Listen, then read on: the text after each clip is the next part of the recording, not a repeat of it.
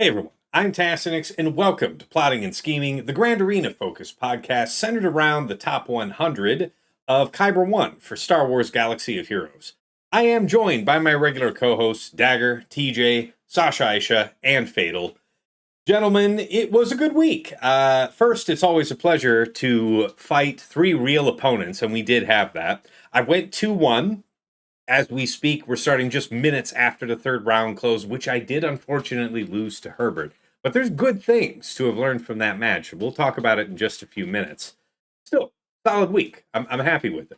How about you, Dag? I'm sad we're not keeping the one where you hawk to it all over the mic, but this will have to do. I had a very nondescript week as I participated in one round and was extremely busy. Always fun to hear. How about you, TJ? How did your week go? 1 and 2 this week against our buddy Michael. So the guy sits in the top, and then 2 guildmates. Okay. And All right. not feeling the best about the weeks to come, but it is what it is. Respect that. Sense. Sasha Aisha, how did it go for you? I know you were isolated up there in the top bracket. It looked to me like it was you and 7 other Erodiums, but as I heard you say before we started, that was not the case. Talk to us about So first, it's great to be chatting with real live people because I've been left alone in a bracket for most of the week. But yeah, we had 6 Erodiums, Baby Yoda, and I, and so at least the random GAC matchmaking did Baby Yoda and I the favor of waiting until the last match for us to match up. But I ended up going 3-0, but of course only one real match. It was a good one with Baby Yoda, but otherwise it was a week from a GAC perspective lived vicariously through you guys. So, and I don't know if this next week, if I'm going to end up with 7 Erodiums, because I think Baby Yoda's going to be right on the verge, whether he makes it or not, and Herbert may be in. But there's the possibility it's 7 Erodiums, which would be a new low point. yes, it would be how you say whack. Yeah. Fair. All right, and of course, last but never least, Fatal. How did the plan unfold this week? 2-1. The one was unfortunate, man, because I went down early. It was a weird week for me for Starkiller versus Ray. Like, genuinely, the Ray team is sauceless. The Starkiller team has multiple extremely comfortable options right now, but Ben Solo just kept on not getting stunned or staggered or whatever, and just I literally ended up having my Starkiller sniped, and that set off a chain reaction that put me down -50. Turns out, so when I went to -50, I was kind of just like, all right, this match is kind of cooked or whatever. Like, I'll do some limit testing, try Luthen 2-man or whatever. The point where I went -50 did not actually lose me the match. My final score would have been an 1871 on that match. And yeah, that was still a pretty competitive score line even after -50. For the opponent had 1 drop plus a bleed, and I would have beat him. The moment that I doomed and said, "All right, this match is cooked," I said that, and that made it true. Because yeah, I conveniently lost by -30. Wow. And I burned 30 of testing. So, I mean, this is a lesson I've learned before, but it was years ago at this point of nah, just play clean. Winnable's still winnable. You just, you never know. Just a silly loss to have to take for what was otherwise a really strong week. I got a 1868, 1869, and 1871. Incredible scores. Very nice. Yeah, I'll have to study how you did your attacks, because the only loss I had this week was against Herbert, the efficiency player. So I'm sure there's something I might implement. Yeah, there were some drops this week, but it was all none of them were clean-ups. It was just okay, I'm going to try Malgus against Zorian. Wow, that was dog shit. All right, I'm going to try Saw against Zorian. Wow, that was a 67. Cool. I'm glad we zero in on this. Get it. That makes sense. Yeah, Queen on defense has been a stalwart for me this week, and I'm going to be looking at rotating that, among other things. But anyways, guys, let's dig into the show properly.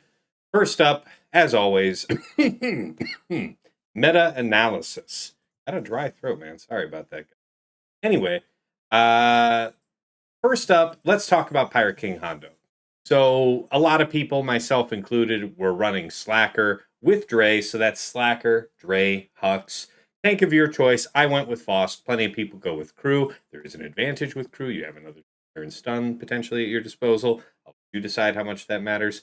But regardless, anytime, any composition, whatever it was I was fighting, 65 banners with that. Sorry, what was the last one? It was Slacker, Dre, Hux, Faust, and FOSF, of course, with the FOSF cron. I have the buffs up level 3, long text, the damage immunity level 6, and yeah, FOSF level 9. So that was solid for me. I experienced something today that was incredible. And it was a 65. My opponent got a 65 against my Pirate King. And that is with OG Hondo. OG Hondo Kron, Long Text Pirate 6, Bulk level 3, crit damage, armor penetration on the stat. That's just what I have available on that Kron. And yeah, 65, while his Dre was on defense under his Drea team, and also while his new Bad Batch was in the back. So that wasn't it. Now, DJ was thinking, this is just probably CLS Rolo with the Rolocron. And I want to know what you guys think about that, how probable that is to work. Because if it does work, I have seen, 65. But how likely is it that he did that to me there? Because it certainly wasn't new Bad Batch or Slacker. Not for that number. What was your Pirate King Hondo team composition? So Pirate King, OG Hondo, Brutus, Vane Silva. I don't think CLS is super consistent versus that, but when it How does fast- work, it does work. I'm going to ask you pretty simple. How fast is your Han? I mean, obviously, I mean, his Han. Sorry, I'm referring to his Han. Oh, yeah. If his Han is I could look faster that than, up. Hold on. if his Han is faster than your Hondo, you don't get to do the lockdowns. Oh, he's probably faster. Well, wait a minute. What do you mean? Han Hondo would gains go. turn meter. That's Yeah, not Oh, how wait, it Han- works. Han shoots first. Han always shoots first. Never mind. So it doesn't matter. Yeah, but I was confused. that's what I'm just. But that's what I'm saying. But But that's what I'm saying. If Han shoots first, you don't get to do the lockdown to start the fight. Han does. sure. Unless you get a kill him free- with that opening barrage exactly once, and then he'll just respawn with his turn meter. Yeah, you get a free revive, and so I guess it really depends on if you could quickly snipe your Hondo again. So it really just kind of comes down to Hondo build if we're talking that hypothetical. Yeah. Do you have a health build Hondo, prop build I Hondo? do Like, what is your have a Hondo? health build Hondo. That means Chewy and the exposes just like if it was CLS, it means the Chewy and the exposes just absolutely eviscerated your Hondo. True. How you So guys having your my- Hondos set up then these days? I've been in a damage build. Defense protection. Yeah, I Defense think prot, I'm in a okay. damage. I think I I'm in think a I have a CD prot- damage build. I think I moved over to a prot circle on him, but yeah, it's like Okay. I don't have a good enough bulk cross I'll look with into offense, that. so it's like an offense cross crit damage triangle, offense arrow. Okay. I could see doing 3 prot primaries or 3 health. I think if people are going to, I don't think CLS is super consistent. So I think the fact that he planned to use it means that he had like, I don't know, extra good mods dialed in on this team. I know I don't have great mods on my CLS team these days, but Yeah, you it would makes have sense. to plan Another for possible candidate would be Seer Malicos, and so Yeah. Oh, that's When- right. Yeah. when we talk about protection versus health, CLS versus Seer is how I really kind of view the, it's coming up a ton lately. Is like, am I worried about health or am I worried about QA GM? Am I worried in this case? Yeah, I don't think protection versus health is a clear winner. It's just which are you trying to protect against. I don't want to let CLS in necessarily, so I'm protection to try to shut that down.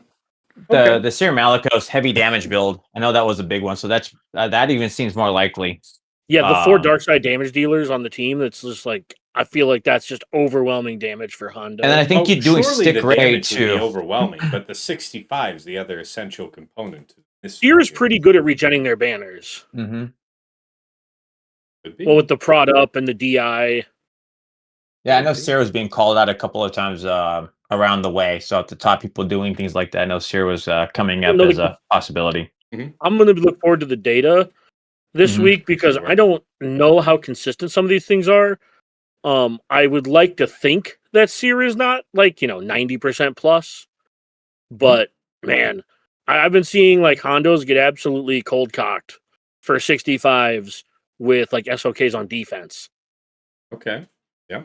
Like I know TJ probably I don't want to steal TJ's thunder, but the Bad Batch being able to beat this team with the only real risk I think being a timeout outside of some astonishingly bad RNG. Yes, that would be the I, next item here on Pirate King that I'd be happy to talk about. I don't know that. Thank you for indulging me on that first, guys. But let's hear about this. So I think you were doing that at least twice this week that I saw Fatal. Lessons learned. Do you have a published spec of how this works somewhere? I guess that's something I might look to tune in for myself next week. But let's hear about the new Bad Batch versus Pirate King. Like problems, issues, any way to ward it off. If you were trying to defend against it, so on. Well, if I'm trying to defend against it, the thing I would have commented on is something that I got to fight against, which is OG Hondo. And then I made a move that ended up like completely warping that match and somehow actually made it the easiest. So I don't know that there is a defense against this. I think Hondo just has to hold that shit. Like, frankly, if you're well, I was gonna say if you're a Maz poster and a Hondo poster, you might as well just move Hondo to Maz. But I don't know if QA actually cares about Maz. I mean, maybe like if you would get a Hondo. Well, wait, but you don't ignore The Hondo. problem is if you Well- pull Hondo off Hondo, you open it up to like some actual cheap Well, things. even putting OG Hondo with Maz, there's no lightning raid, right? So he'd still have to Yeah, abide that's what I was taunt. about to say. You don't get to like handcuff power or whatever. It's kind of cooked. Yeah. Yeah, I don't know. The pirates are just well. I mean, there's 2 more weeks of Rollercron existing, and then pirates will probably become more dominant. But right now, I mean, I ran this last 5v5 season for the last week when Hondo was playable, and I said like, look, man, Babish 2 just mows. Like it does not matter what you do here. Like, yeah. So more or less, I did discover a optimal new Bad Batch combo in the last week. Oh.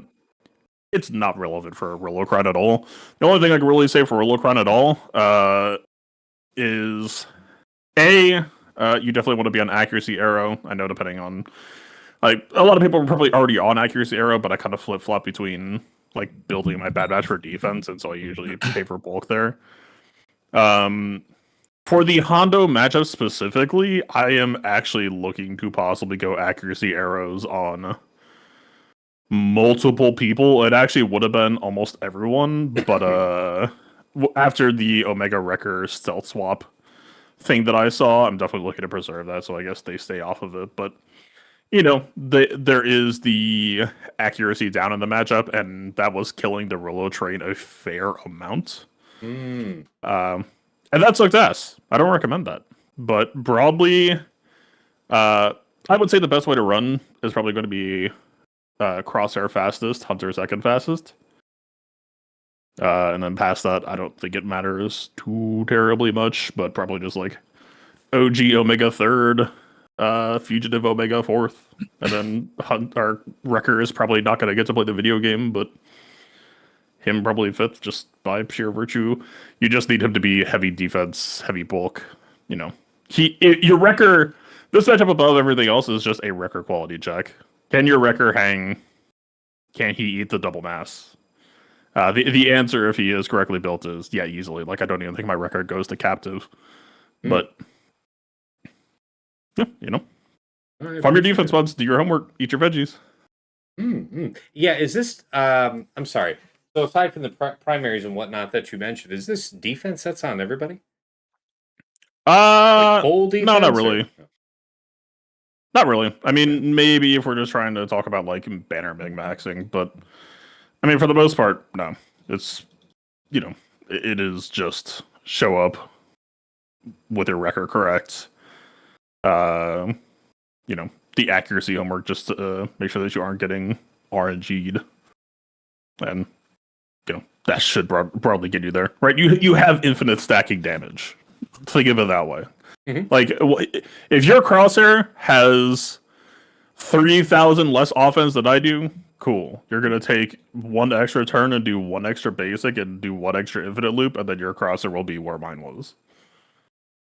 I appreciate that. Well, any other notes that you had on the performance or pitfalls or ways to ward off? Because I guess it sounds like there's none on the third. But anything else you had to add there?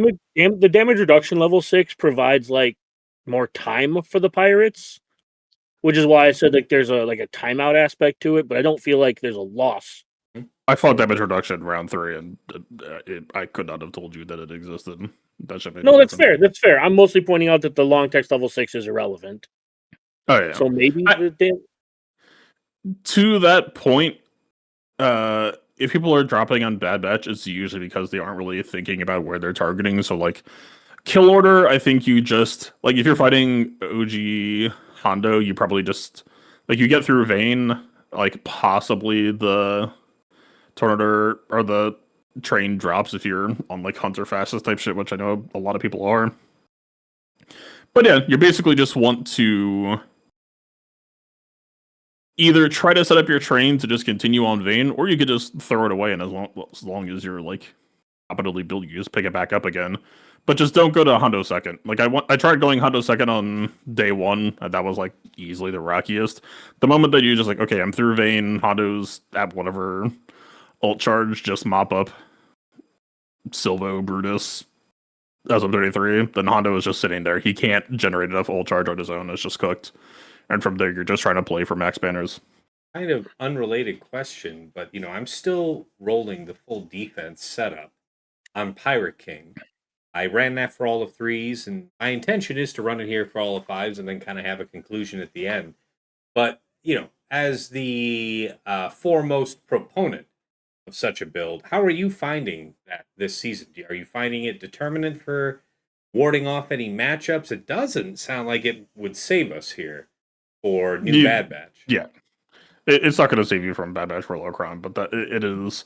Bad Batch Rolocron is just. I'm not going to say it's the most broken Cron in existence because obviously we've had stronger, but it is just crazy. It's an infinite stacking damage, infinite turn meter. If your team doesn't have answers to that, it's just gonna mow you. And Hondo doesn't really have answers to that. So yeah, like the defensive stuff is more so like prophylaxis for other concerned matchups. The Bad Batch 2 Hondo is just going to happen. I don't think there's any real meaningful way. If it drops, it's the Bad Batch player's fault. I don't think that you can really say the Hondo did anything to disrupt successfully. Okay. I see that.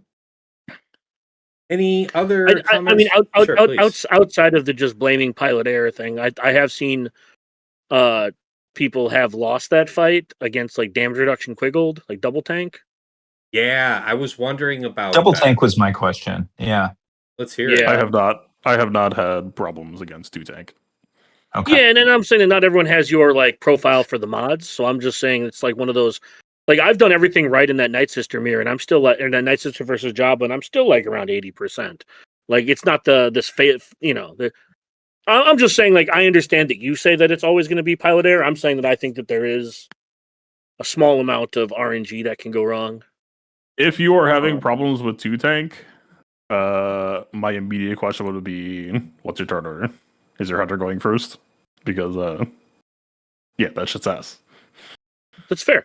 No, I'm just saying, like, outside of the telling the people that who are losing our dog shit, is there any like constructive things to say? Yeah, literally what I said. Bad Batch are one of the most hypersensitive teams in recent memory to like turn order tuning, especially. But like, yeah, like you literally need to think of this team as like a combo deck in a card game, or I don't know, whatever other allegory to use. You like when you change the turn order ability order, it's some alchemy shit, right? You will get vastly different outcomes, and yeah, I mean, if your hunter goes fastest, you are throwing away a free extra crosshair turn, like just straight up. And you could say, well, with Rolocron, every turn's kind of a free crosshair turn. Not necessarily. Not especially with the accuracy down that you did have to deal with at the start. Yeah, no, like the best overall advice I can give to people is crosshair fastest, I think, just tends to put the team in an incredibly healthy position because every turn you take after that, everything you do after that, works towards building him a second turn. And especially right now with Rolocron, I want you to think of every team member on your team as a possible continuation of another Terminator train. Press the event special pass. Sorry. Pass is sucking at TB. My apologies. Yeah. Possibly technically a second or every two members, but that's even more so the point, right? Is like, okay, you're saying, okay, 2 tank is a problem for me. And I'm saying, okay, Crosshair goes first. Second person goes, you're going infinite on Vayne. Okay, there's Quiggled. Okay, third person goes. Fourth person goes, you're pushing damage on Quiggled, you're back on infinite. And then, Wrecker doesn't typically get to play. And then you run into effects like, okay, Hunter gets a second turn if you have over 15 stacks when the mark goes down, right? Like, you have all of these ping-pong effects and ways to bounce the Rolocron forward. When people tell me, oh, like, I'm just dropping, it sounds like to me like you just haven't optimized your turn order to really make the most of what Bad Batch 2 has to offer. So when I'm saying that it's a pilot error, I'm not trying to say that it's like a blow you off skill issue. It's it's not your piece of garbage. No. Like I kind of agree with you in that sense because I mean I don't have it modded for it, but whatever. Like I'm not here to pretend like I know how to use the team. I'm just saying I have watched people lose the fight, and as somebody who is not as well versed in this team, it's just like I didn't really see anything they did wrong. So that's why I am. The community's understanding of Bad Batch 2 is a lot lower than it used to be comfortable with Bad Batch 2. And the default modding, I'm pretty sure, was just like set in stone by Huntercron back before Bad Batch 2 were even like fully playable, and people have just that is actually true. I do remember that. Yeah, everyone's it's Huntercron. You just make him fastest and he does stuff. And then the Cron expired, and there was no, okay, what are we doing now? It's just like, all right, Huntercron's still out, right? No. Fair enough. No, it was more of a legitimate question than it was like some tongue in cheek thing. Like the layman's of us who don't know, Yeah, the rules. I am working on a Bad Batch 2 combo video right now. I have recorded fights where I took the average modding in turn order, and then I have recorded fights where I shut off my combo, and I got about tripled the output.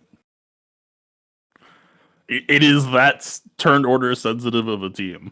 When I talk the shit that I talk about, man, fuck Batcher, OG Omega is just nuts.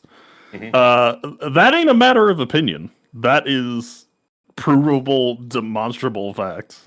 I mean, Rolocron makes it less, just because everyone's OG Omega when you have Rolocron, but that's just going away in 2 weeks. We have the whole future ahead of us. All right. Well, that's all I had on Pirate King. If you guys were otherwise satisfied, no other questions, I'm ready to move on to the next topic. Let's see here. The next meta matchup I wanted to highlight. I mean, Fleet was significant this week. I scouted in round 2 against Arsenal at the end of last season. He was setting his Hans Millennium Falcon sometimes inside of his home 1 fleet. And so the way it would roll out would be B-Wing is called first, and then Millennium Falcon was the next guy to come in. And if you're not immediately recalling what his reinforcement is, it's a mass assist from all Rebel allies on the target enemy. Rebel allies gain foresight, and all cooldowns from the capital, except reinforce, are reduced by 1. I don't know that matters so much in the fight because it sounds like it would go reinforcement, but whatever. So yeah, I was prepared for it.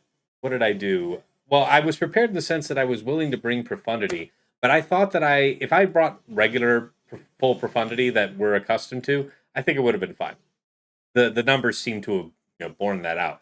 But I thought I'd take a risk myself because I saw if you're a little lucky, you can do profundity without Millennium Falcon versus Home 1 that also Falcon, but it sometimes works when it's there too.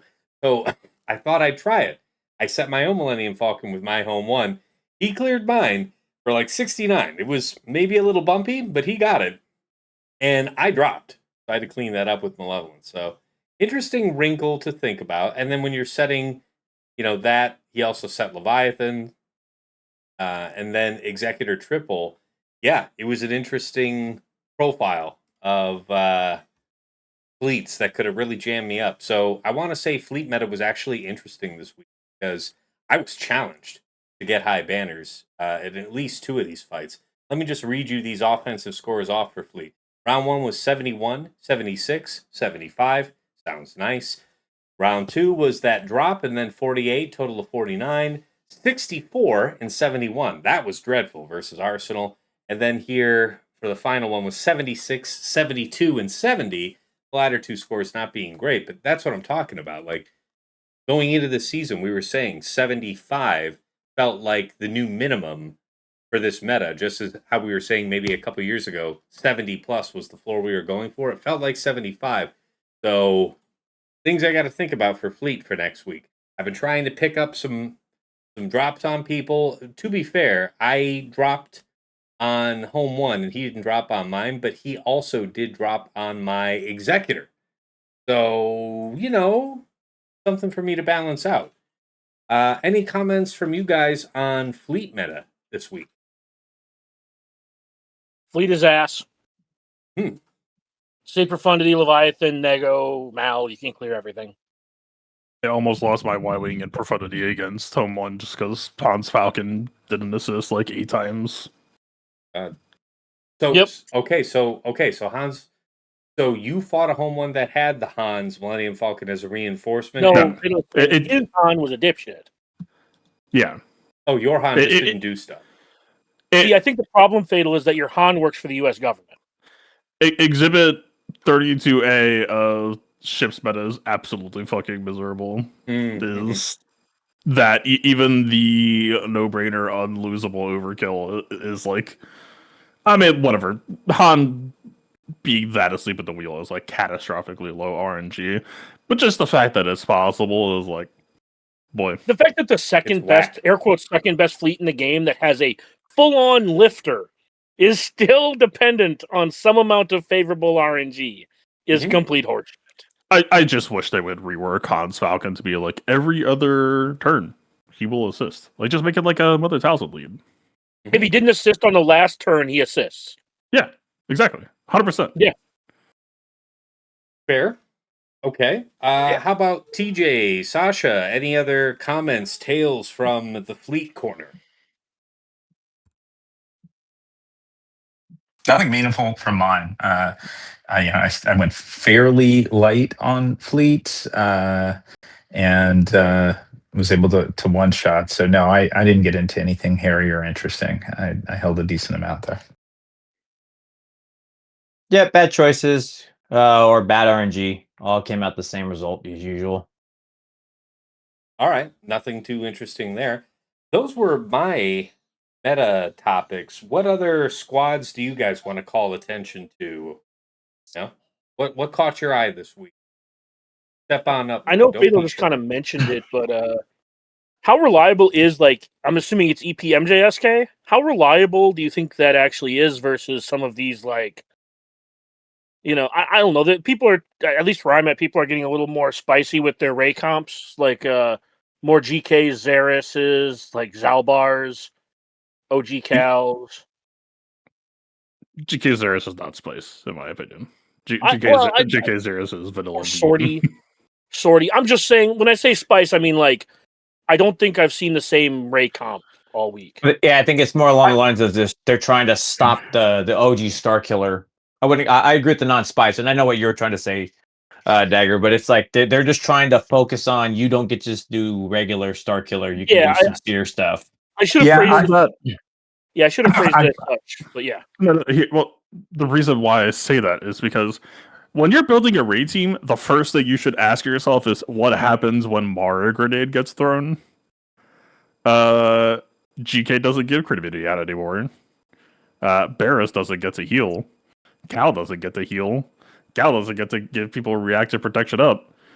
GK Barris Cal is like the lazy default bare minimum. Fuck man, I don't know. I'm not gonna think about this. That's what I'm posting. To be clear, I'm not on some like righteous shit.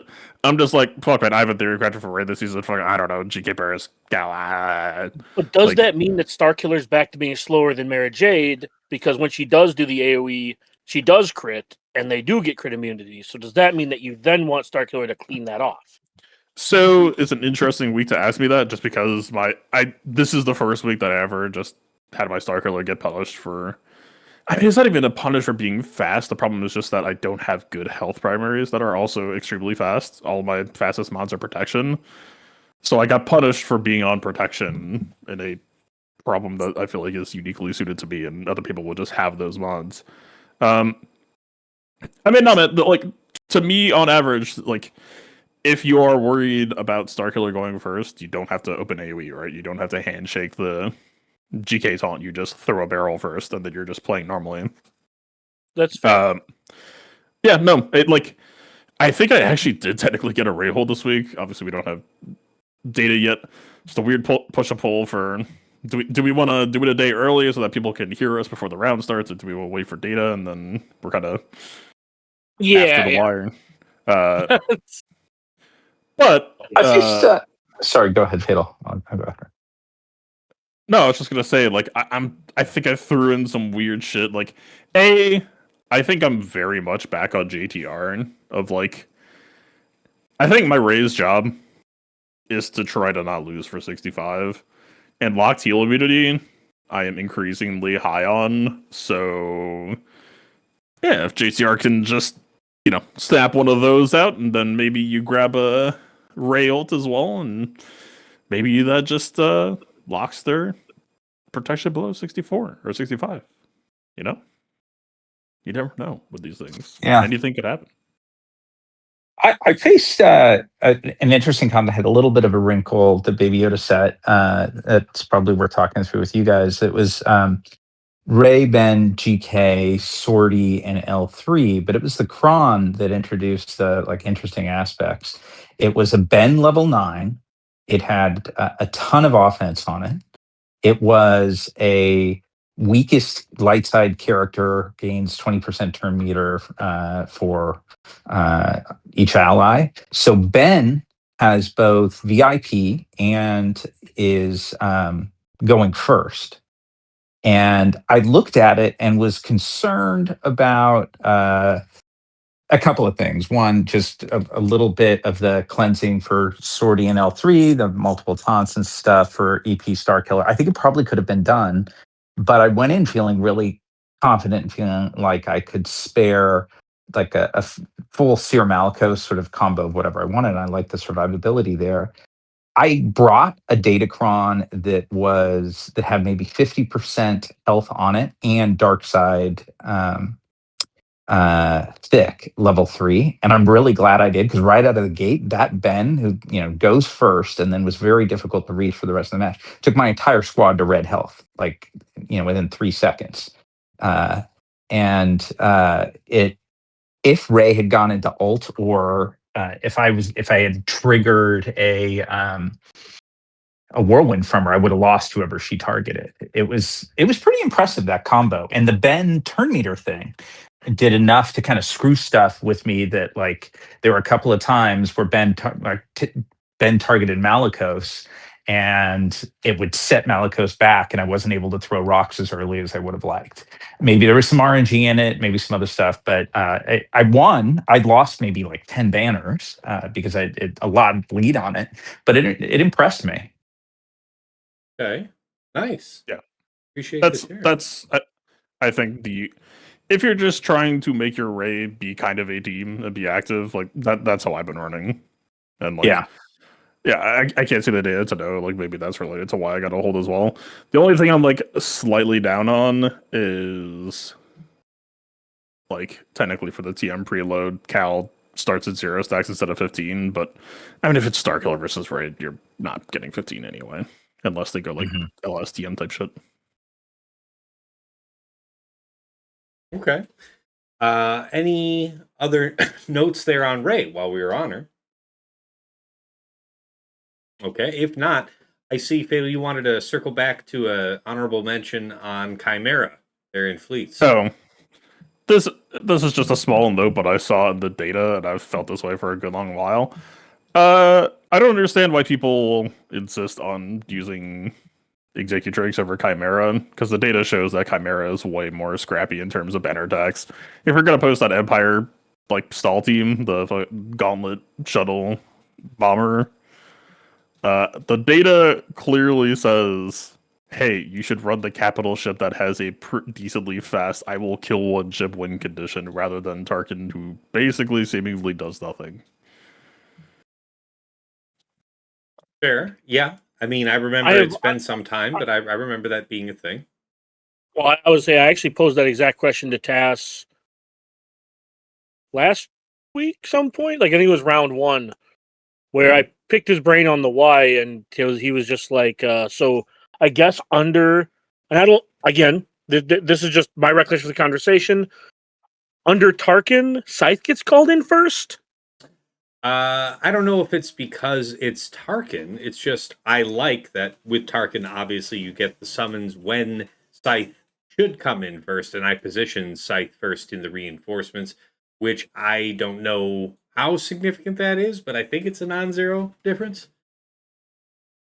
All right, anyway, I just remember that conversation, and that was the reason for Tess setting Tarkin, because I did ask, because I did mention that Chimera has the time bomb, and I always felt like that was just better on defense in general. Mm-hmm. Granted, I set Tarkin because of the conversation we had, but I now that Fatal says it, yeah, like, would you set like the Tint version with like where Tint comes in on turn 0, or would you set the Scythe start with TFP? You are already putting more thought into it than I have. I'm not. Okay. I just have like just look up the data here. You know, here. I mean, I'll do it while we're all on stream. You guys keep talking. I'll pull it up. Yeah, I was just looking at like the big 3 against Executrix versus. Or wait, no, the big 3 versus Executrix or Chimera, and it was like Executrix had way more high banner results. Chimera was stepping down to 73 like fairly quickly, which I imagine. Also, Tarkin has a tendency, like this could be severely outdated, so take this with a grain of salt. But I remember using Geos to just cold cock almost every Tarkin team I saw. I don't remember how good at banners it was. I just remember like you would 3-man it with like the tank off the bench, and you would just coast. Like this is kind of just at the end of the day.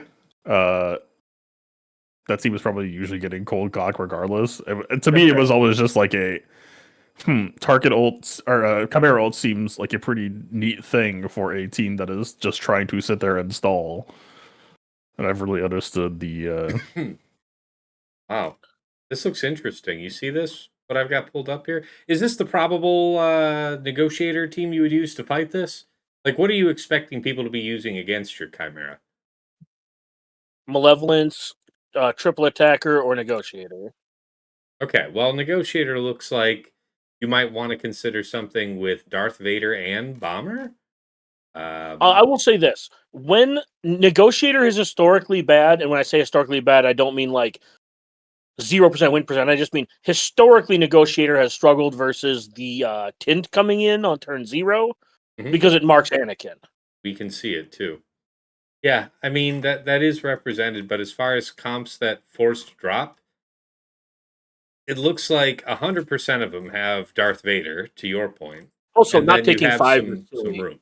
All right, not taking 5s. Do one with 5s instead of Y-wing. Instead of Y-wing. On attack, I mean. Yeah, I got you. Here, we'll look these at 95%, so that is a better win rate. Yeah. Okay, yeah. so there, it's like that. Because if you're going to take That's on your this lone team drop. these days, like I feel like it's just your nego triple attacker.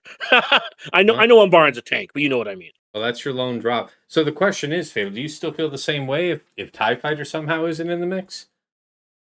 In terms of like pushing Chimera towards that ultimate? If you're trying to be scrappy scammy, you can. Like, I don't see why not. But I mean, Gauntlet Shuttle Bomber is kind of the de facto. Like, I'm sitting here and doing nothing and just trying to be a piece of shit to kill. Mm-hmm. Yeah, interesting that you see Tint isn't here. Yes, you get Anakin out when Tint is here, but they also then win the fight. I mean, so the Hooper goal isn't to get holes. The Hooper goal is just consistent ship. Yeah. I'm just talking about how do you strip 3 to 5 banners per fight? Like that's basically we aren't even like talking about. This is pretty good. Here, look. Look, I like this. Yeah. This looks pretty good. I like this. Check this same comp versus like Malevolence. See if Malevolence has like also some banner lead. Sure, we can take a look and see. And then also triple attacker. But now you got a couple hundred. Let's take just. What about the triple Geo? The triple Geos, sure, 100%. What are we looking at? For all right, so you do lose what one. Is this? For all right, let's take a look at least banners then. So, okay, so TIE Invader, that makes sense. I mean, the AOE's from this triggering Foresight, it's not great for them. So I'm expecting to see some consistency. Yeah, I remember this being like a super good like I win button counter, but yeah, like the banners don't look great. Yeah. Well, 72, I guess 73. Yeah, best case scenario for Malevolence is if TIE Fighter is not up front. Looks like Tint and Iden as reinforcements here. Yeah, so now let's look at triple because we might narrow this down in real time to Darth Vader TFP TIE Bomber as your start. I'm sorry, narrow it down to triple. We're looking at. No, I'm saying look at triple attacker on exec. Go to exec, triple attacker. Like using executor. Okay, I'm sitting here going, yeah, because we're looking at what are the fleets people are going to use to attack this with. Sure. Yeah. All right. So let's assume that you're gonna run this one. Yeah, this is gonna presumably one reinforcement or none. Yes. This is gonna work. Yeah.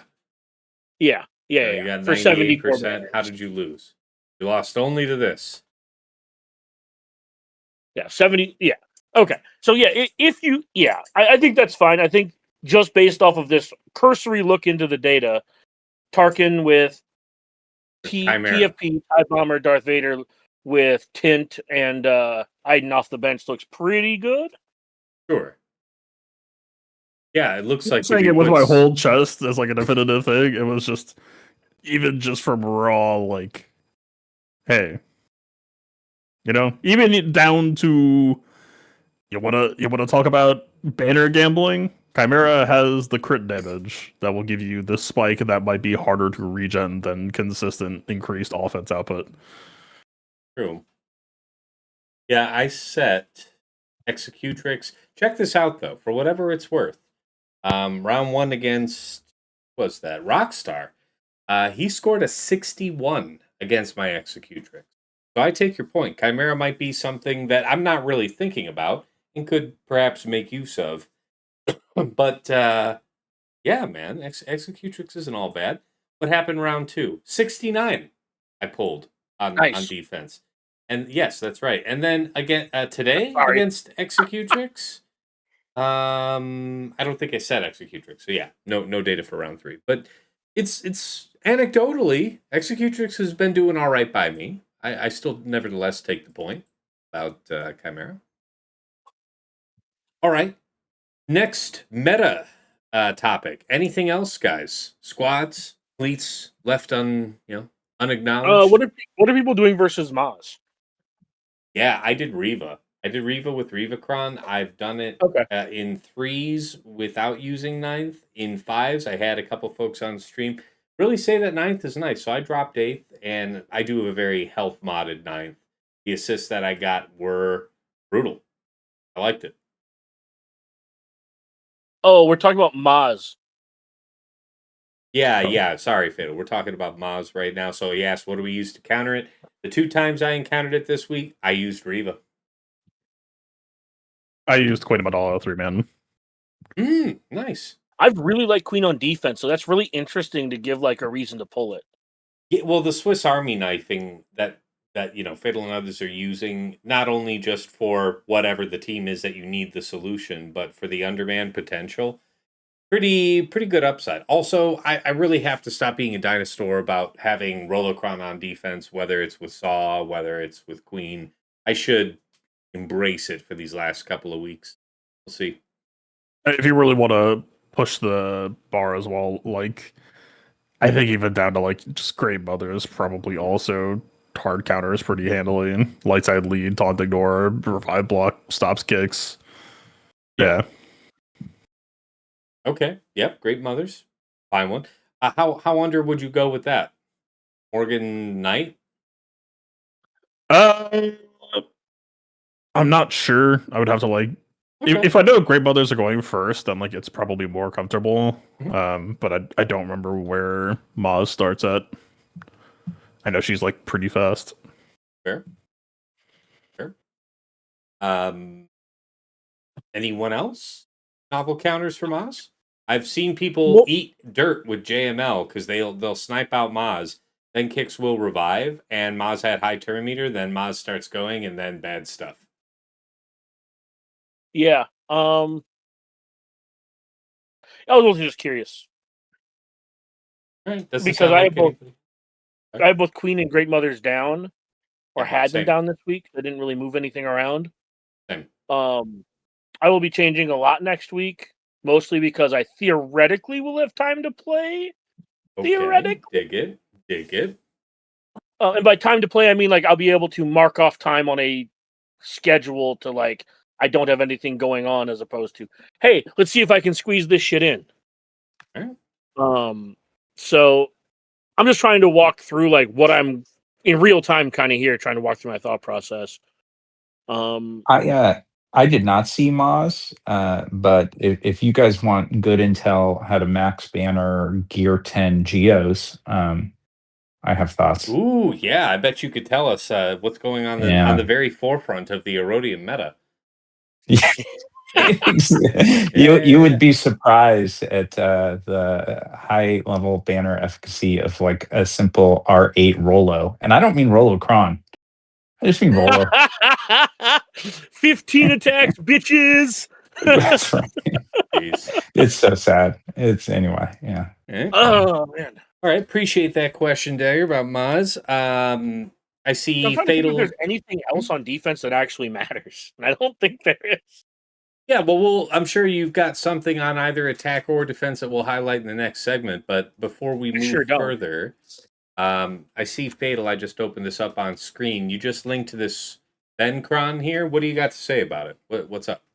No, it was just from back when we were talking about the proactive Ray DC. I was just sharing it as my example of like I don't have the super high offense. I just it rolled pretty high health, so I just stuck with that Yeah. kind of naturally. Mhm. Yeah, it's nothing fancy. I don't think the team is good. I was just showing an example of mine. I do like the ability block level 6 on this team in general. I think it's much better than any of the other level 6s.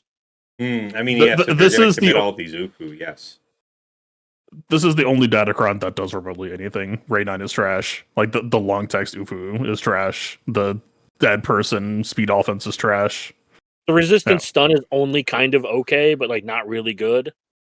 Well, I guess Starkiller does nothing. Never mind. Trash. Yeah. No, that's what I'm saying. Like, it has some merits. Like Zalbar plus Stuncron, I definitely watched somebody have their Drogon like stunned for like 3 turns. Good. Yeah. Yeah, I'm just. But I think the ability block one is by far the best level 6 because, like you said, none of the other level 6 really matter. Fair. All right. Any other meta matchups before we move to the next segment, gentlemen? This is your chance. Seize the microphone. I never thought. I will just say, sorry, I don't mean to cut anybody off, but I will just say, I never thought I'd miss things like Dracron, but I miss things like Dracron. Bite your tongue. It's still too soon. I already miss you, Bay. No, it's look, Ben. it's people will continue to do something to you until you prove to them that they cannot keep doing it or they'll die. And like, if we want defense to ever become better again, we got to beat up the cheesers. I can't be the only one. I'm This has trying, gotta man, happen. but I gotta have time. Yeah. Like actual time to play this stupid fucking game. Mm. I love this game, but I don't. Anyway, sorry. No worries. All right, guys. Well, I'll take that as a sign to move us into segment 2. Favorite attack in defense of the week. I will step up and say that I had my Ahsoka Ezra hold this week. Now, at the time of this recording here, this is Monday, within an hour or so of the third round closing. So too soon for us to have updated data from Swagger.gg. I don't know what was done here, but against my full Ahsoka Ezra with 100% health on the stat, 25% turn meter, there was a withdrawal. So whatever it was, that didn't work, and then it was a 43, so it would have been a 63 on the first go. I also did want to honorably mention Great Mothers got 2 holds. That's one with Marin. And then JMM in that same round also got 2 holds. So you want to talk about the unlikely hero.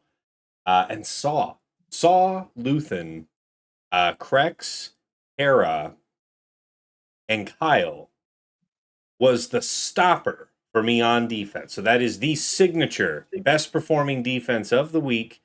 You know, Saw with that comp and the Rolocron in the back was not able to be cleared. Aside from that, looking at these other rounds, my defenses were generally pretty well manhandled by Arsenal. He did drop on my Ray. We'll have to find out. And then Jabba, he only killed 1. So my guess is JMK gone wrong. That was a nice one. But yes, by far, that Saw with Rolocron was just the MVP of that round. So that's what I'm saying. It's hard to give up on defense, man. Yeah, as far as attacks go, let's see here. I did bungle a Finzori using JML against it because I used a coin to hit Finn before, I used a coin to call somebody other than the riposte up Jedi Cal onto Finn, which meant that he survived, went under stealth, became inaccessible, got to start doing anything at all, and we lost control of the fight. And I hated that. I wouldn't recommend it. Made up for it, was good on it the rest of the week for that matchup. As far as other really like one-up attacks, yeah, Treya running with just Treya, Nyla, Savage, and Talon. Usually you're dropping Talon out of there because she, if anybody's the one that's going to get chipped off and die.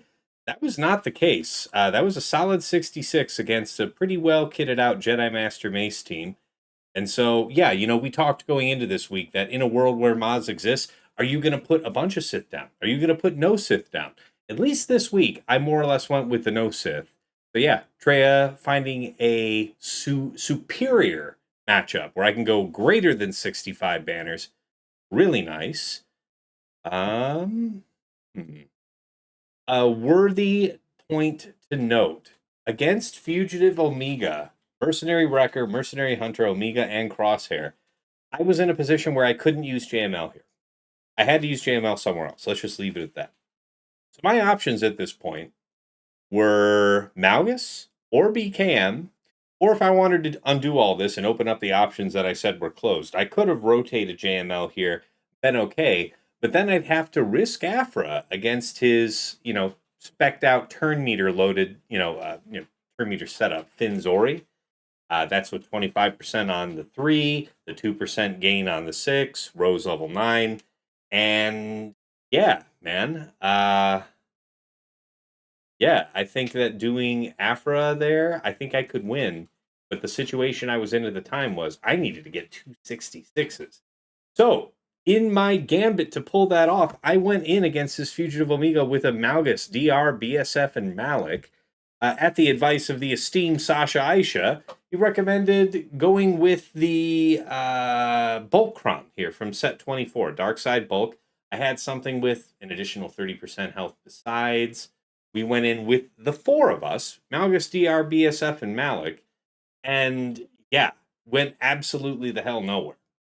Got juggled, obviously, between Fugitive Amiga and Wrecker, but you would think with time we would get a drain, a fortuitous second dunk, start making progress. Well, sports fans, that would require that the Malgus survives so long, to have something like, I don't know, a second dunk. That was not the case, man. That crosshair got freed up. There started to be some assists called. There was some looping action, and Malgus just got rolled out of existence. DR keeled over immediately after, had to withdraw. Went back in, so knowing that this cost us the fight, BKM, Oz, Grogu, Bo-Katan Kryze tried for the 4-man there just to see, even though we were already sunk, just to see if it would work. It didn't. Didn't have anywhere near enough damage. I'll leave it up to folks who watch the VOD, but the chat and me were undecided about whether or not I could have or should have dropped Grogu or Paz to pick up Bam. Because clearly the damage from Bam was needed if we were going to get through. Regardless, managed to kill Fugitive Amiga, cleaned it up with Wampa. And then everything else was pretty stock for this week. I already talked about the fleet stuff. Dagger, what do you have? I used SOK to beat Pirate King Hondo. That is my best and only attack of the week. All right. Appreciate you. DJ, what do you got for us? Favorite attack and defense of the week? It's probably just going to be the Bad Batch, man. Round 1, week 1, got to do it and felt pretty good. Bad Batch versus Pirate King? But also, yeah, versus Pirate King, man. Everything Great else job. still like pretty stock on what we were doing. And the cleanup and what I want to try. I did end up getting stuck on Saw with Rollercron on the back of round 1, and the cleanup that got me through was the Jawas. So wow. in the world of Fatal, what I want to try, because I think it does work if you're locked in. If you set Saw with Rolo, I don't see why, if you have good Jawas, they're not gonna just steamroll that. They're going to literally kill themselves. So I don't have the data to support it, but I'm not talking about cleanup. I'm saying a fresh fight. It just feels like it's going to be fun. Jawas, or are we talking Jawas with Jawacron to make that work? It's Jawas Jawacron because you need the protection up. So what basically, like you're setting yourself up. I have okay modded ones and a super fast engineer, but they basically just toppled themselves. And then when it was my turn, my engineer was just you're just spamming the speed up for everybody to be able to go. And I think it works just fine. Okay, I appreciate that. Sasha, how about your way? I know, you didn't really have but one real match this week, but any highlights to share? I had a few holds on defense, and had enough of a margin. I got to test just a little on offense, but the defense, I'd say one of the things that worked. I don't know the reason necessarily. Like I don't know how it played out, but I can tell you the theory behind it, and that was when my Pirate King Hondo, I swapped out Vane and decided to go with Vane on my Maz squad and wanted Quiggold for the damage on Pirate King Hondo, and that took out his SLK. So that seemed to work. I just, like when you and I matched up in threes, like 3 weeks ago or something, that was the same thing. Yeah. Quiggold kind of provides that puncher's chance against an SLK squad. Now, was that with a bulk level 3 on your team, or did you go with Dark Side buffs up level 3? That was a bulk. It was a bulk OG Hondo level 9, high armor pen. Armor pen doesn't matter for Quiggold. His base armor pen's like 55. But it had like 100% armor pen, 80% crit damage, and I think some health. And it was a bulk level 3. My concern about buffs on level 3 is I've seen a couple of times where SLK on like an opening stab will one shot like a Hondo, or like Hondo's not impacted, but like a Silvo or somebody else like that, or Brutus. And so I wanted a little more survivability, and I don't know exactly what happened, but it worked. And then On the offensive side, what I ended one thing that was just it's crazy easy. They don't get to move is the Saw against the Saw Rolo squad, bringing Balin and with Dash Kira as the fourth and fifth. And it's just a remarkably easy 65 where the opponent doesn't take a turn. So I know you did something similar earlier in the week, task, but like that, I didn't. I would have preferred to have set Riva, but would have had to have held Maroc for that squad if I was going to set it, and decided I wanted to keep that for Saw Rolo. And it's just honestly, it's too comfortable of a counter. I kind of wish it wasn't as strong as it was. Okay, appreciate that. Gosh, something I wanted to quickly comment before I fatal here. One last thing. Yes. Against the Jedi Master Mace team, I did go in with C Watt B1 this week, and we did confirm. I just wanted to add this because there was some confusion, some doubt, some question. B1 is going to be the weakest. He will be seen as a one health unit, and he will get locked down. So he successfully absorbed the chains from Temple Guard, allowing C Watt to do the thing. Now, that said, it was worth 61 banners. You can bear that? Great. All right, on to you, Fatal. Your favorite attack and defense of the week. I know you're not usually taking notes on your attacks and stuff like this, but what can you spin from memory? No, that's not true. I even do reviews in between rounds now. Nice. Taking notes. Oh, okay, man. Don't let me malign you then. By all means, what do you got? No, sorry. Yeah, I started doing stream 6 days a week now, so yeah, just try to become good. See what that feels like. Yeah, I don't know. Everyone's posting Mace. It's a dumb fuck idea. Stop doing it. If you want to watch my Palpatine 69 with your base, I don't want to keep doing this, but apparently you do. That's apparently something that you want to watch. Put that on my plate. Tell me about that. What do you need to do it? Because I remember watching, I think it was round one, remarking that, yeah, I think you got through it with C, but you were concerned like about the amount of damage you took. You went and checked and saw that you have, a pretty abysmally low base defense on C. Did you make any changes? What do you think's the rock solid way to do this going into week 2 in terms of modding, in terms of Datacron? There's a few ways I can go. Week 3 or match 3 was the one that like nearly lost, but I mean, I'll be honest, like, so I think it's two things. I think the biggest difference on why that one played so differently, because their Datacron was like worse than all the others, but it just played far better. It's possibly just that they had faster speeds, but I actually specifically think it was probably Temple Guard. But I will note my C right now is quite slow, just kind of lower in the mod budget. He's only like 450 speed at the moment. The main things you need to note in this matchup: Depa does heal block. Temple Guard does ability block, but I don't. It's like a one-turn ability block. It's extremely unlikely to ever matter. And do you? Yeah. Sorry, go ahead. No, I was just gonna say for the average matchup, right? So you can't be handcuffed, so like you don't have to worry about who's weakest. So the Temple Guard just does nothing. So it's a effective exploit against slow Temple Guard, but the CU player randomly had a faster Temple Guard, so like, yeah, maybe in that scenario it's just like, okay, maybe don't play for a 69, just take the immediate 68, just because normally with a slow Temple Guard, there was always okay, the taunt drops, I just have free access to Depa, kill Depa first, the heal block is gone, you're just stable from there, you're fucking chilling. Speaking of which, when you're pursuing this yourself, your lock is Temple Guard and Depa, or who you opening up with?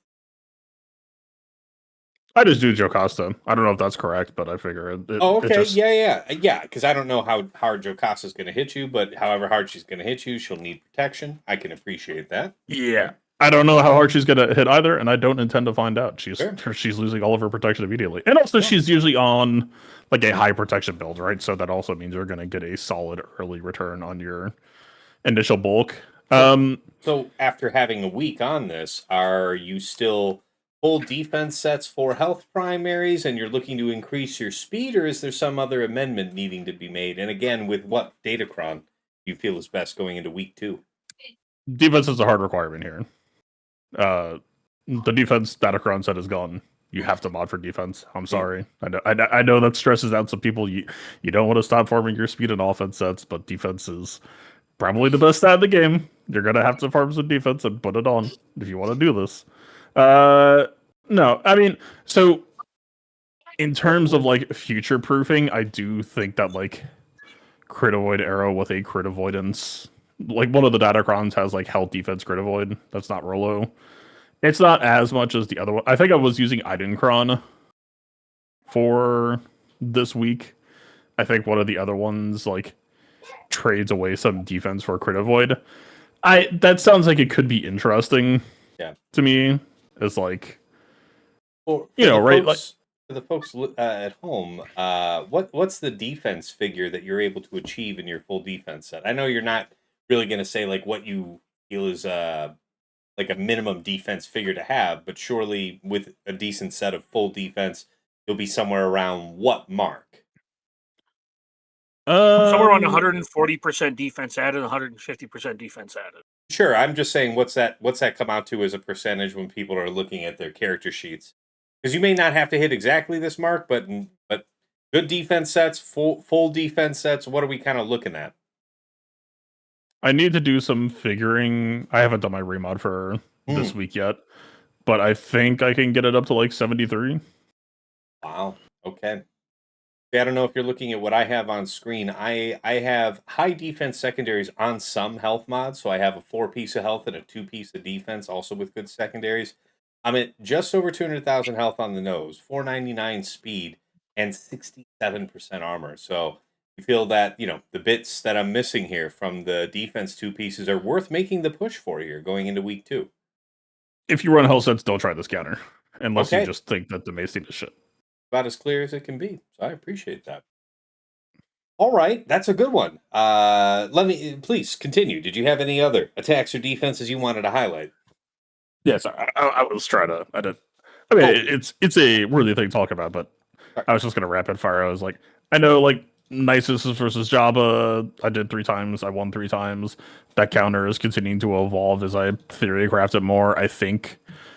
I have reached the point that like 65 regularly seems possible, and there might even be an angle to 67 Jabba.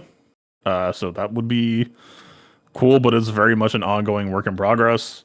Yeah, Sword of Crown just doesn't feel threatening to me at the moment. It just, like, but what's a prerequisite? Because I'm pretty sure in a core, aside from the typical modding that we're looking for, what's your Datacron that's making this a snap? I mean, the matchup always works by default. It's just the Swordicron has 150% potency, so I just have a tenacity cron to neutralize it back to status quo. That's like pretty much all you need to think about. That like in any meta, all you should be trying to seek out is how do I use my Datacron to counter their Datacron without shooting myself in the foot, making Talzin and Asajj too hard to kill. Okay. All right. Any others you wanted to highlight? There's probably stuff I could shout out, but I do not remember my attack history. Like, okay. Your prerogative. Yeah, we talked about Bad Batch versus Hondo. We talked about QA undersizing Maz. Yeah, the rest is mostly just trash cleanup. It's just like Saw undersize, Trey undersize, that whole thing. Sounds good. All right, guys. Appreciate you here. We're ready to circle back around to takeaways and final thoughts. So, our first week in 5 vs 5 with most of us having an inventory of Datacron Set 24 at our disposal and a bit of experience, in our hands. I think week 2, I'll look at this Sith Eternal remodding. I think I'm also going to push. Let me grab him right now so I don't forget. Where you at, hon? No, I think I already have you marked now that I mention it. Yeah, he's up there. I'll try and push him into protection primaries. He's been rocking health. Now that I got it on screen, you can see I've had him in a speed defense set, over 100,000 health, about 291 speed, and 62% defense, which not terrible, but if the objective is to be truly defensive, our speed set is not a viable substitute. Full defense. Something to push for. Some remods are in order, especially, I've also got a couple of the Bad Batch members. I'll look at that for week 2. It's going to be tough for me because I don't think I've got a great accuracy arrow on that. And maybe the counter cannot bear the added time that this requires for Crosshair to be opened up.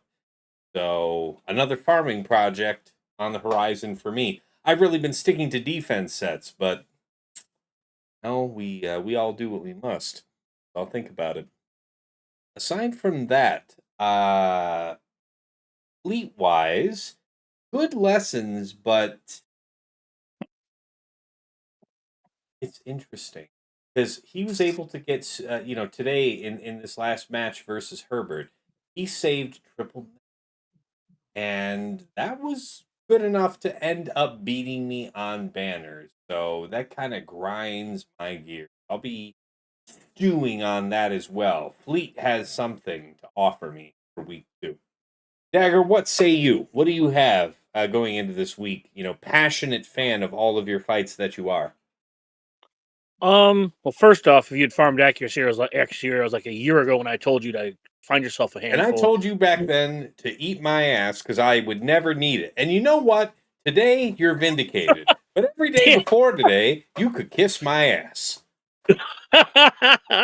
All jokes aside, or me mocking you aside, I don't know if there's much hope for this season for my enjoyment factor. My only hope is that I can find time to just grind it out. And man, if only to not fall back to like 400 again, because that was miserable back up. I don't want that. So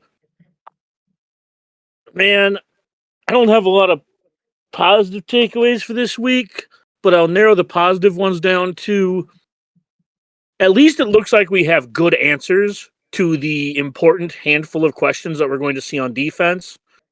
And we won't be getting some U-turn in the middle of this season to force us to pivot. So what you see is just going to evolve as the next 2 weeks unfold. Mm-hmm. So just trying to keep my ear to the ground and evolve with it over the next couple weeks is the goal. Appreciate you. Thank you. DJ, how about you? Your takeaways and final thoughts. What you got cooking in the pot? I'm just waiting for Dagger to eat Tass ass, as I understand it. Mm-hmm. Other than that, honestly, specifically every day up till today, not today. Right? Today. Oh, I'm sorry, not including today because there's no data not to including support today. it. Other than that, right. Dagger, so get on that eating Tass ass. Beyond that, honestly, it's just doing because we kind of have the feed out of, hey, this new realm we're moving in, we get to now start utilizing our resources because they're not going to go one to the other. I'm starting to really work on pet projects like the mods team. I think it's going to hold merit. I actually, during our conversation, just relic 9 my Fomega, and I will be doing the rest of the team because I feel like the Bad Batch will be there forever. They're just a great team. Doing my homework, looking at where I can improve, and the overall trying to walk into the next week better prepared because obviously we'll have data when it comes out, but also start utilizing your resources because we don't get to use it. So start putting the love into the teams whether they know they're going to be around for a while. Appreciate you. Good ones. All right, on to you, Sasha Aisha. Your takeaways and final thoughts. What do you have for the people at home? I'd say like like I said, this was not a super active week for me. I don't think next week's going to be super busy either. So what I may end up doing in game is maybe less about this week, but more about some of the bigger changes to come. And like part of that is I have, I've saved up a few future R9s. I may just go ahead and start burning through those, just because I think we're not too far off from, I think, the like droid brain limitations being reduced, and them just sort of opening the floodgate to R9 materials with the introduction of Relic Delta. So I'm going to take a look at probably using a couple of those. And I'll probably do it with less of a lens on like, what am I necessarily using this week versus, okay, Relic Delta is the reality. What are particular characters that I prefer to have them on like some of my top teams I'll be using often, and I don't want them to face a relic disadvantage either offensively or defensively. So I think that's probably going to be my priority. And then, it's normally Dagger takes the lead on this message, but I'll add it particularly because now Dagger's in the relevant group here. But watch your local content providers. Like these guys, you guys and your streams end up being like how I get to learn more and enjoy the game, particularly on the weeks where I've got more rhodiums. But it's a lot of good content. So so that's probably going to be my focus. Fair enough. Appreciation. And we'll get Fatal's take here, but guys, don't hold on just a sec because I have one more question before we go. After we get Fatal's takeaways and final thoughts, what do you got to say? You had a largely successful week. It sounds like the only reason you didn't 3-0 was you despaired and then found that the math actually would have worked for you. So what do you think you're taking away into this second week? Yeah, I've got some work to do on my mods, but really is the running theme with this playstyle is it's stress testing and seeing where the faults and cracks are in my mods, and then shoring those up to make them more consistent. So, yeah, it's I'm not gonna call it whack-a-mole because I think once I've whacked enough moles, they stop popping up. But it'll be interesting going through the rest of the season of like. Yeah, see if we can hammer down a good, like, while we're on a build for Sith Eternal. I don't know if I'm so on the fence about whether or not I want to try the Crit of What Entangle or not. I think it's actually very interesting. But Depa does do like one turn of vulnerable on her basic, I think, that is like not the end of the world, but is like, it would invalidate it for a turn type shit. Yeah. Yeah, no, incredibly fun season, incredibly fun play style. Like I feel like I am using everything that I have learned and everything that I have worked on in the past, and it's been a lot of fun. And I even realized that like even more niche shit that I had worked on in the past could like possibly rear its head again back on offense. So okay, nothing you're prepared to share at this time, but maybe we'll find out again soon. I'm actually saying it vaguely because I don't remember what it was. Okay, you have no idea. It was a past theory craft, and it had offense prospects, and I was like, damn, fair. That's cool. As a quick reminder, maybe I missed this and you did say it. What was the Datacron that you plan on using with your Sith Eternal for that solo versus JMM going into week 2? Normally I use Iden. There's some other one that's like... There's one that's like 50% crit avoid, but still has health and defense. That would be the transition over instead. I think it's the Trenchcron. Okay. It looks like it's the Trenchcron. You'll look at both of those. Okay. I appreciate that. That's great because Trench is... But then Fatal, what cron are you setting with Trench on D? Oh, for sure. I wish I had something in the chamber here. I don't. Nothing witty. Just rage baiting. Rage baiting. Yeah. Appreciate it. I do feel like Fatal got triggered in the corner right now. His eyes. So the like pause, squinting hard, closing his eyes, biting his tongue. Yeah. I had to pick back up my mic there. Sorry. Go ahead. I have nothing for you, just like Trench does. Okay, well done. There you go. There we go. And as the only other content creator on our show, Fatal, routine. Whoa, shit.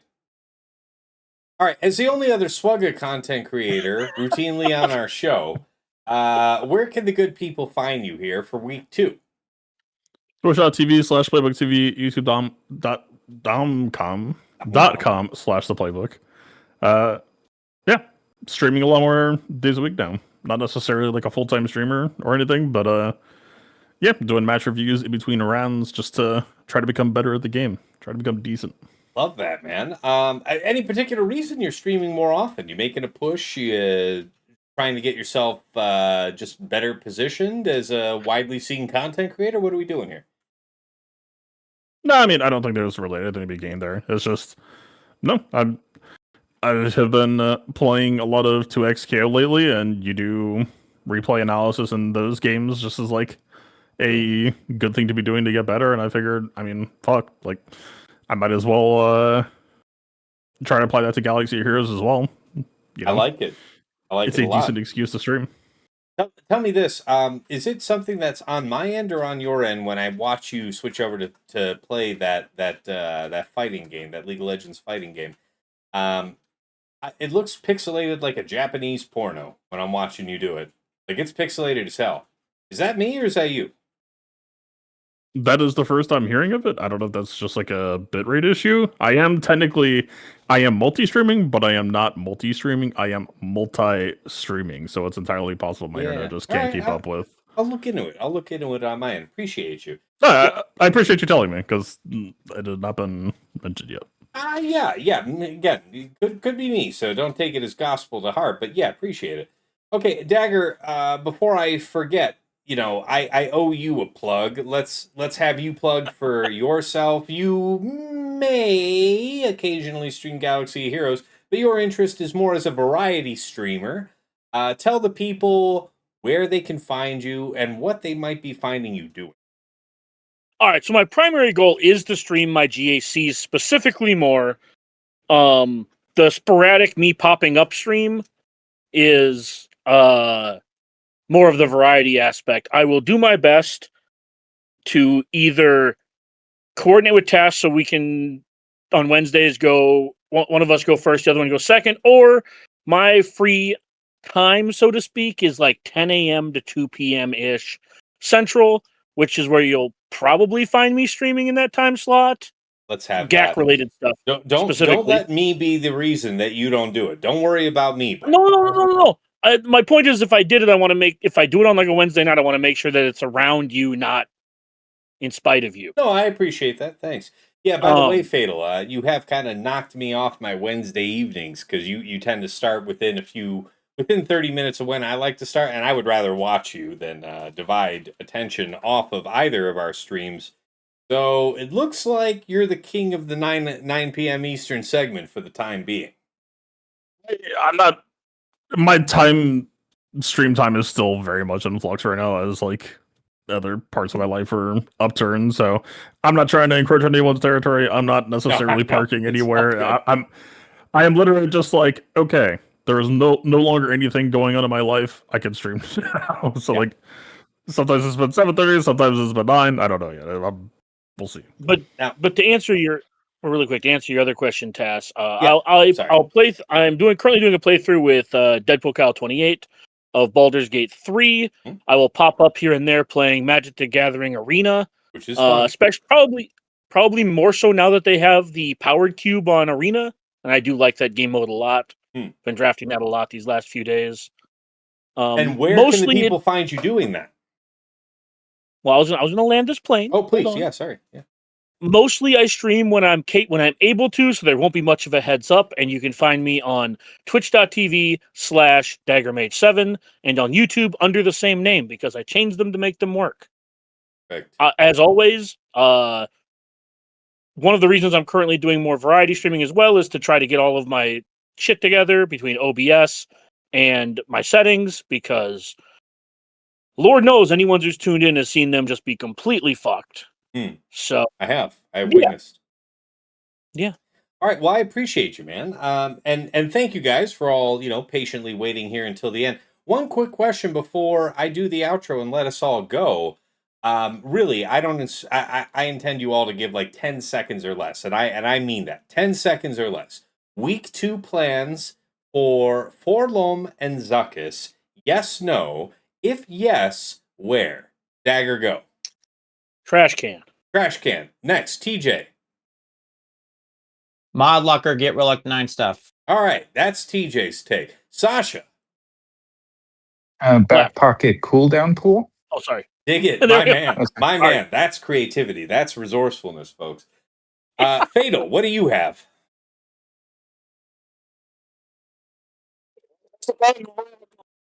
Oh. When the enemy team starts with Terminator, you You- get actual Terminator. It's fucked. It's not supposed to be happening, but while it's happening, it can technically still happen. So you can run Zam against shit like Grey Brothers probably. It would actually maybe be okay. I don't know. I haven't actually seen testing or tried it myself, but it maybe actually be a thing for this week while it exists.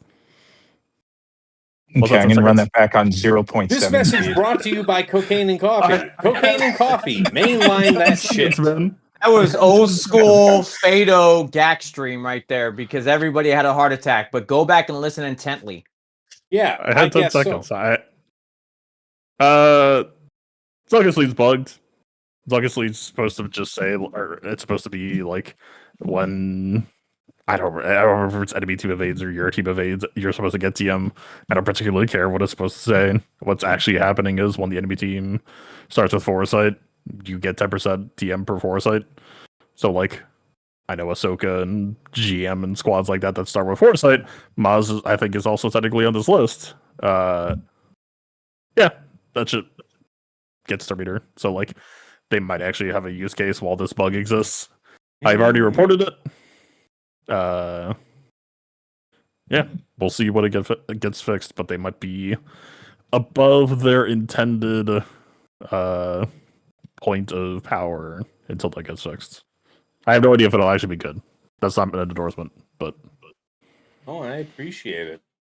And for my part, I have no plan. I seen it on a Afro team, I want to say this week, something like that. Didn't do anything incredible. I've heard word. I've seen videos of limited testing showing a Zuckus lead defeating the likes of Galactic Legend Ahsoka, but it's nothing that I personally intend to put any stock in going into week 2, and that is having a Relic 9 Forlom and Zuckus. So, like these guys, no super hot takes, but very much interested. And for anybody looking for the video, the character kit review on Forlom and Zuckus, as a group, we've more or less conceded to the idea that there's very little value in making this video until there seems to be some meta relevant application. I don't think any of you, place a lot of value in seeing the 5 of us sit here and go over the kits without thinking about where this actually, where the rubber meets the road. So we'll make this video as soon as we have some directional sense of where these two might be applied. Clearly, in the near future, we'll have the Mist Hunter ship added, some type of buff to Executor, but until something reliable emerges, we'll hold off on making our video on Forlom and Zuckus, so appreciate everybody's patience there. I would not be shocked if we get kids on Wednesday and one of the kids is Asajj Bounty Hunter Adventurous, and you look at Asajj Bounty Hunter Adventurous and you go, okay. And that's just kind of, Easy dubs. Yeah. No, I expect these two. There's no reason you should think that new characters released into this game will not have some relevant placement. For sure. But yeah, going into the week 2 here, this season, bit murky yet. But appreciate your thought there, Fatal. All right, guys.